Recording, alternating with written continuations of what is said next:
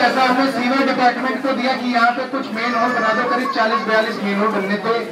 एक पीछे की तरफ जो कबाड़ी वाला पार्क कहते हैं वहां पे एक सीवर लाइन डलनी थी, 1-2 लाइनें और बीच बीच में डली है। मैं मानता हूं कि सारा सीवर का काम नहीं हुआ है, मगर हमने कुछ डिपार्टमेंट्स को कुछ पैसा दिया, 25-30 लाख रुपए सीवर वाले को दिया। सीवर वालों ने आप लोगों के सीवर बना दिए, आप लोगों ने देख लिया। थोड़ा पैसा हमने सीसीटीवी के विभाग को दिया। 2 दिन के अंदर आपके सीसीटीवी का काम शुरू हो रहा है। ईश्वर जी को फोन आ गया, तार वार वो रख गए हैं, सीसीटीवी कैमरा आपके यहाँ गांव में वो रख गए हैं। 2 या 3 दिन के अंदर वो काम शुरू हो जाएगा। 3-4 दिन और लगेंगे। वो काम आपके गांव के सारे मेन चौराहों पे, गांव के चारों तरफ सीसीटीवी कैमरा लग जाएगा। ठीक है, ये तो 2 विभागों की बात होगी।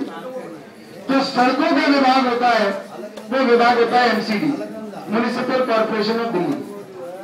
म्युनिसिपल कॉर्पोरेशन ऑफ दिल्ली को भी हमने इसी तरीके से करीब 30 लाख रुपए दिए कि आपकी गांव की जो खराब सड़कें हैं उन सड़कों को दोबारा बनाया जाएगा।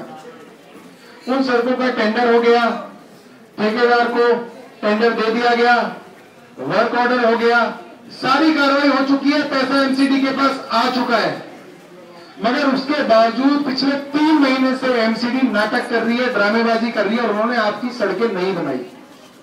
आपको एमसीडी की काउंसलर मिले तो उससे पूछना, पूरे प्रेम से पूछना, पूरे आदर से पूछना कि भाई ये बताओ, अगर विधायक ने 30-1 लाख रुपए दिए सड़क बनाने के तो तुमने उसको क्यों नहीं बनाने दिया? ये एक वाजिब सवाल है जो हमको पूछना चाहिए उन लोगों से।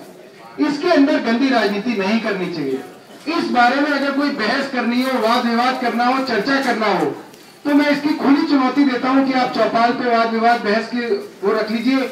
मैं सारे कागज लेके आप लोगों के सामने पेश हो जाऊंगा और वो दिखा दूंगा कि जी मैंने जो कर सकता था, एक विधायक कर सकता था, उसने वो कर दिया और इनके लोगों ने वो नहीं कर दिया।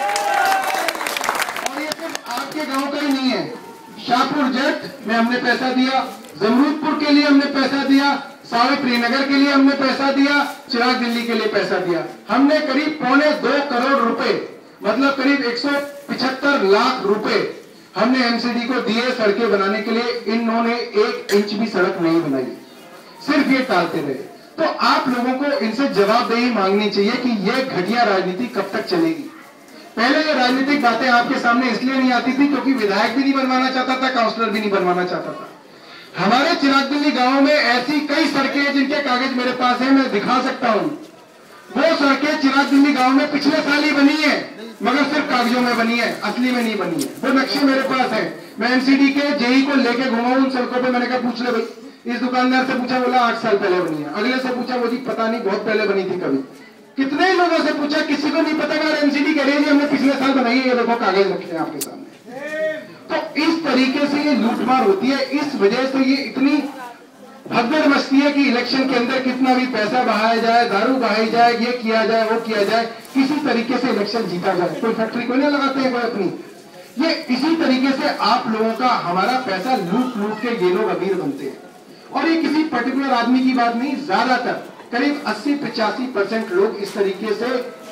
और इसका बड़ा आसान तरीका यह है जी, आपके आसपास के लोग हैं, जैसे हमारे काउंसलर साहब तो हमारे गांव के ही हैं, सबको ही पता है कि उनकी बिल्डिंग मटेरियल की एक छोटी सी दुकान थी, सड़क पर ही बदरपुर डाल के बेचते थे।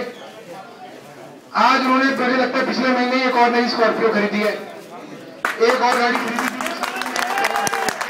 तो ये चीजें सब गांव वालों को दिखती हैं। भाई साहब, चेहरा लाल हो जाता है आदमी के पास जब पैसा आता है।